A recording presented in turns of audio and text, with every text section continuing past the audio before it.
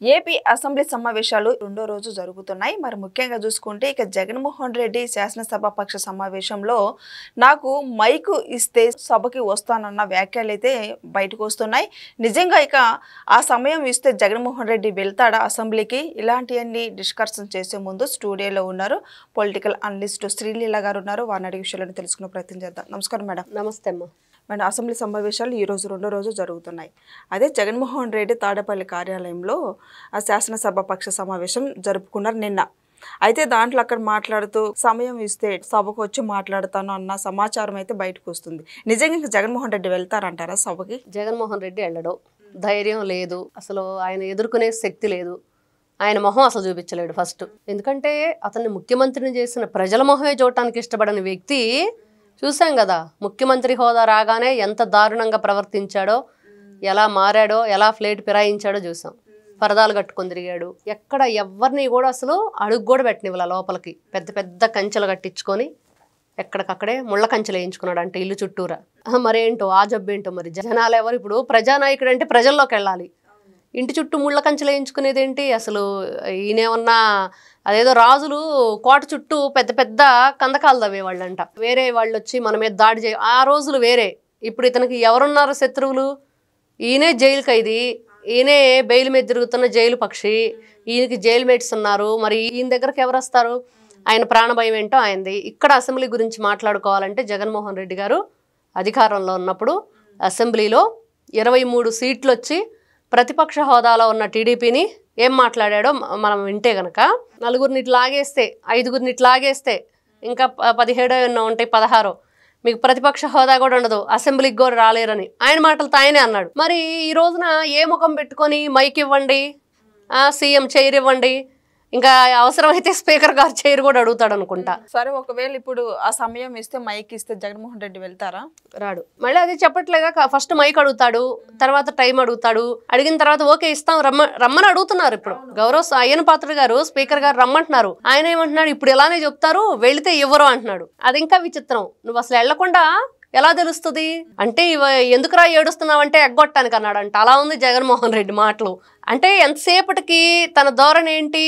అసెంబ్లీకి వెళ్ళాలి అంటే తనకి ధైర్యం లేదు, వాళ్ళు అడిగే క్వశ్చన్స్ ఎదుర్కొనే సామర్థ్యం ఇతని దగ్గర లేదు, చాలా కష్టం. ఇప్పుడు ఫస్ట్ క్లాస్ స్టూడెంట్ కదా, 10th క్లాస్లో ఫస్ట్ క్లాస్ స్టూడెంట్, ఇంటర్లో ఫస్ట్ క్లాస్ స్టూడెంట్, డిగ్రీలో ఫస్ట్ క్లాస్ స్టూడెంట్. ఈ ఫస్ట్ క్లాస్ స్టూడెంట్ మరి అసెంబ్లీకి ఎందుకు రాడంటే భయం వేస్తుంది అసెంబ్లీకి వెళ్ళాలంటే జగన్మోహన్ రెడ్డికి. అందుకనే వంకలేనమ్మా డొంకలు పట్టుకు తిరిగినట్టు ఈ జగన్మోహన్ రెడ్డికి అంతే. ఎందుకురా ఏడుస్తున్నావు అంటే ఎగ్గొట్టానికని ఆ మాటలన్నీ అలానే ఉన్నాయి. ఈయన మాటలు వింటుంటే నిజంగా నవ్వినా ఏడ్చినా ఒకలానే ఉంటాడని చెప్పి అందరూ అంటుంటారు. జగన్మోహన్ రెడ్డి ఎప్పుడు ఫేస్ ఇలా పెట్టుకొని ఇలా ముద్ర ఉండిద్దంట జగన్మోహన్ రెడ్డికి. ఇలా పెట్టుకొని ఫోటోలు దిగుతూ ఉంటాడు. చాలా కామెడీగా ఉండిద్ది. మరి అతని పరిస్థితి ఏంటో, అతని వ్యవహార శైలి ఏంటో, ఆ పక్కన ఉన్న క్యాడర్ ఏంటో ఎవరికి అర్థం కాని పరిస్థితి. అంటే తాను అసెంబ్లీకి వెళ్ళడు, ఇతనేమో జీతం తీసుకోవట్లేదంట, ఇంతకీ శాలరీ తీసుకోవట్లేదంట, కానీ మిగతా 10 మంది తీసుకుంటున్నారు. మరి ఇప్పుడు ఈ 10 మంది వెళ్తారా సభకు? మరి వెళ్ళనివ్వడు. అంటే వీళ్ళు వెళ్ళాలంటే మరి ఈయన మీద వ్యతిరేకించి, అంటే పెద్దిరెడ్డి రామచంద్రారెడ్డి వెళ్ళాలంటే వెళ్ళొచ్చు అని చెప్తున్నాడు. ఆయన ఎందుకు వెళ్తాడు? ఆయన అక్రమంగా ఇప్పుడు అవి ఏంటంటే అడవులు దోచేశాడు, అడవులన్నీ నరికించేసి పెద్ద బిల్డింగులు కట్టాడు అక్కడ, ఇంకా భూములు కొట్టేశాడు, రౌడీయిజం చేశాడు. ఆయన కొడుకు ఆల్రెడీ జైలు జీవితం అనుభవిస్తున్నాడు బెయిల్ మీద. నాన్ బెయిల్బుల్ ఉంది, ఇప్పుడు బెయిల్ ఇవ్వట్లేదు, రద్దు చేశారు. మొన్న వచ్చి లొంగిపోమ్మంది కోర్టు. అంటే వీళ్ళ వ్యవహారం ఏంటి? వెళితే మా దొంగతనం బయటపడిద్ది, మేము చేసిన దోపిడీతనం బయటపడిద్ది, మేము 5 సంవత్సరాలు అసమర్థవంతమైన పరిపాలన చేసామని అర్థమైపోయిద్ది, మేము అసమర్థులం అని చెప్పి చెప్పకనే చెప్పుకోవాల్సి వస్తుంది. అసలు ఈ గొడవంతా లేకుండా వెళ్లకుండా ఉంటే ఒకటే మాట, వాళ్ళు మాకు ఇవ్వట్లేదు, మేము వెళ్ళట్లేదు అన్న మాటే ఉండిద్ది. వెళితే ఇవన్నీ ఉంటాయి, ఇవన్నీ ఎదుర్కోవాలి. 5 సంవత్సరాలు ఏం చేశారు? మొత్తం వీళ్ళ చీకటి గుట్టంట బట్టబయలు చేస్తుంది అక్కడ కూటమి ప్రభుత్వం అసెంబ్లీ సాక్షిగా. అందుకని చెప్పేసి మా పరువు మేమే తీసుకోవటం ఎందుకు, అదేదో వాళ్ళ మీదే మనం భూతద్దంలో పెట్టి చూపిద్దాము, మమ్మల్ని వెళితే ఇవ్వరు ఇంకా అని చెప్పేసి ఒక మాట అనేసి వదిలేద్దాం అనే ధోరణిలో ఈ రోజున జగన్మోహన్ రెడ్డి అండ్ బ్యాచ్ అంతా కూడా వీళ్ళ ఓవర్ యాక్షన్. లేకపోతే వాళ్ళు అక్కడ కూర్చొని తాడేపల్లి ప్యాలెస్లో శాసనసభ పెట్టుకోవటం ఏంటి? ఈయనకి సెట్టింగ్లు వేసుకుంటాడు, గుడి సెట్టింగులు, గుడికి వెళ్ళాడు సతీ సమేతంగా. ఇప్పుడు ఈయన అసెంబ్లీ సెట్టింగ్ వేసుకున్నాడు. అలా ఉంది కాబట్టి ఈ పార్టీ ఎక్కువ రోజులు ఉండదు, త్వరలోనే అందరూ కూడా కూటమి ప్రభుత్వంలోకి వెళ్ళిపోతారు. మేడం ఇప్పుడు తాజా వార్త ఏంటంటే గుంటూరులో ఉన్న ఎమ్మెల్సీ వాళ్ళందరూ కూడా కొంతమంది అయితే మర్రి రాజశేఖర్ గారు అయితే ఇప్పుడు టీడీపీలోకి జాయిన్ అయిపోతున్నారని సమాచారం వస్తుంది. ఆయనకు తనే కాకుండా వేరే వాళ్ళు కొంతమంది కూడా వస్తున్నారని సమాచారం వస్తుంది. ఏం జరగబోతుంది పార్టీ గురించి? మర్రి రాజశేఖర్ గారు అస్సలు వైఎస్ఆర్సీపీ పార్టీకి రాజీనామా చేసి గత చాలా రోజులైంది. కూటమి ప్రభుత్వం అధికారంలోకి వచ్చాక ఏం జరిగిందంటే ఈ వైఎస్ఆర్సీపీ పార్టీలో విడదల రజని చిలకలూరుపేట, మరి ఆ చిలకలూరుపేట విడదల రజనీ చేసిన పనులు, ఆవిడ ఇష్టానుసారంగా రెచ్చిపోయే పద్ధతి, ఎవరిని కూడా లెక్క చేయని తను, క్యాడర్ని కలుపుకొని వెళ్లకుండా తన ఇష్టం వచ్చినట్లుగా తను వెళ్ళటం. రజనీ అంతే, రాంబాబు అంతే, వాళ్ళందరూ అంతేనంట. ఎందుకంటే ఆ పక్కన ఉన్నవాళ్ళు, వాళ్ళతో పాటు జర్నీ చేసేవాళ్ళు, వాళ్ళకున్న ఇబ్బందులు చెప్తేనే అనుభవించేవాళ్ళు చెప్తే మనకు తెలిసింది. ఇప్పుడు ఈ మర్రి రాజశేఖర్ అనే వ్యక్తి కూడా ఇదే. ఇప్పుడు ఈ రోజున ఎవ్వరూ కూడా ఆ వర్గీయులకి వీళ్ళకి ఇద్దరు కూడా పడదు. విడదల రజనీ వల్ల ఇతను వైఎస్ఆర్సీపీ పార్టీకి రాజీనామా చేసి వచ్చాడు. వచ్చిన తర్వాత ఈ రోజున నేను కూడా విన్నాను అదే న్యూస్. ఈరోజు సాయంకాలం గౌరవ ముఖ్యమంత్రి నారా చంద్రబాబు నాయుడు గారి చేతుల మీదుగా పసుపు కండవా కప్పుకోబోతున్నారు అనేది వినిపిస్తుంది. అతనితో పాటుగా చాలా మంది ఆయన క్యాడర్ అంతా కూడా వస్తుంది అనేది.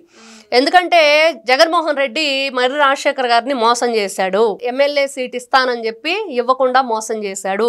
ఆయన చాలా డబ్బు ఖర్చు పెట్టాడని, అదేవిధంగా చాలా పార్టీకి పనిచేశాడని, అంటే ఎవరైనా ఒక నమ్మకం ఉండిద్ది, పదవి వచ్చిద్దని ఆశ ఉండొచ్చు, ఆశ పెట్టుండొచ్చు జగన్మోహన్ రెడ్డి. మరి ఇవన్నీ కూడా విన్న తర్వాత, చూసిన తర్వాత అతనికి ఇంకా వీళ్ళకి మనం ఏ పని చేసినా కూడా బూడిదలో పోసిన పన్నీరేను, అనవసరం, జగన్మోహన్ రెడ్డి మనకి ఎటువంటి పనులు కూడా చేసే వ్యక్తి కాదు, ఇంత కష్టపడి పనిచేసి మనం ఇంత క్యాడర్ ఉండి కూడా డబ్బులు ఖర్చు పెట్టి కూడా ఉపయోగం లేదు అనుకుని ఆయన ఎప్పుడో రాజీనామా చేసేసాడు. అదిగాక వీళ్ళ పనులు కూడా ఆయనకు నచ్చట్లేదు అనేది కూడా మనకు వినిపిస్తుంది. ఇప్పుడు అతను టీడీపీలోకి వస్తున్నాడు. అంటే జగన్మోహన్ రెడ్డి పని ఇంకా అయిపోయింది. సొంతంగా అసెంబ్లీ సమావేశాలు పెట్టుకోవటం, ఈయన సొంతంగా సభ నడుపుకోవడం. ఇంకా ఈయన చెప్తాడు అసెంబ్లీ సమావేశాలు పెట్టి, అక్కడ అంటే దాన్ని అసెంబ్లీ అనాలో లేకపోతే వైఎస్ఆర్సీపీ సమావేశం అనాలో తెలియదు. వైఎస్ఆర్సీపీ సమావేశం ఏది, అసెంబ్లీ సమావేశం అవ్వదు. అసెంబ్లీ అంటే ఆ గౌరవ స్పీకర్ గారు ఉండాలి, అక్కడ ఆ పోడియం ఉంటుంది, ఆ సభ ఉంటుంది, ఆ గౌరవ ప్రజాప్రతినిధులు అందరూ ఉంటారు. దానికి ఒక ఉన్నతమైన స్థానం ఉంది. కానీ జగన్మోహన్ రెడ్డి తాడేపల్లి ప్యాలెస్లో పెట్టింది దాన్ని సెట్టింగ్ అసెంబ్లీ అని కూడా అనలేము. ఎందుకంటే అసెంబ్లీ గౌరవం మనం తగ్గించినట్లే. జగన్మోహన్ రెడ్డి పెట్టుకుంది ఆ పార్టీ నాయకులతోటి, ఎమ్మెల్యేలు ఎమ్మెల్సీలతోటి ఆ పార్టీ మీటింగ్ పెట్టుకున్నాడు. దట్స్ ఇట్, అంతవరకే. కాకపోతే ఇక్కడ ఏంటంటే ఈయన అంటున్నాడు ఎమ్మెల్యేల కన్నా కూడా ఎమ్మెల్సీలకు ఎక్కువ బలం ఉంది, బాగా పోరాడండి అని. అంటే ఏం బలం అది, ఏ విధంగా ఉందో మరి తెలియాలి. ఏ విధంగా ఆయన ఆ మాట అంటున్నాడో, అంటే ఎమ్మెల్యేలు అందరూ కూడా వేస్ట్ ఫెలోస్, వీళ్ళు మాట్లాడరు అంటున్నాడా, లేకపోతే ఎదురుగి మేము రాంగ్ కదా, అసెంబ్లీకి ఎమ్మెల్సీలు వెళ్తున్నారు కదా మండలికి, వెళ్ళి మాట్లాడండి అనే ఉద్దేశంతో అంటున్నాడా అనేది ఇంకా వాళ్ళకే అర్థం కావాలి. ఎమ్మెల్యేలని ఇక్కడ తీసి పక్కన పడేసినట్టు జగన్మోహన్ రెడ్డే మాట్లాడినట్లు అనిపించింది. మరి అంతే కదా. ఇప్పుడు రాజుగారి పెద్ద భారీ మంచిదంటే చిన్న భారీ మంచిది కదనా, ఆటోమేటిక్గా అదే అర్థం వచ్చింది కదా. అలాగే ఎమ్మెల్సీలకి ఎక్కువ బలం ఉంది అంటే ఎమ్మెల్యేలకు లేదనా, ఏ ఉద్దేశంతో జగన్మోహన్ రెడ్డి ఆ మాట మాట్లాడతాడో ఎవరికి అర్థం కాని పరిస్థితి. ఏదేమైనా చివరికి కొంప కొల్లేరు చేసుకున్నాడు జగన్మోహన్ రెడ్డి, అదైతే చెప్పొచ్చు. ఎందుకంటే ప్రజలు నిన్ను నమ్మి అక్కడ వాళ్ళ నియోజకవర్గానికి నిన్ను ఎమ్మెల్యే చేసి, నీతో పాటు ఇంకా 10 మందిని ఎమ్మెల్యేలు చేసి 11 సీట్లు ఇచ్చారు. అయినా కూడా ఏదో కావాలి, ఇంకేదో చెయ్యాలి, స్పీకర్ గారి చైర్ కావాలి, సీఎం గారి చైర్ కావాలి, నాకు మైక్ కావాలి, వాళ్ళకి ఎంత టైం ఇస్తే అంత టైం నాకు కావాలి అని అంటే ఇవన్నీ కూడా ఎగ్గొట్టడానికి ఏడుపులే కానీ ఇంకోటి కాదు.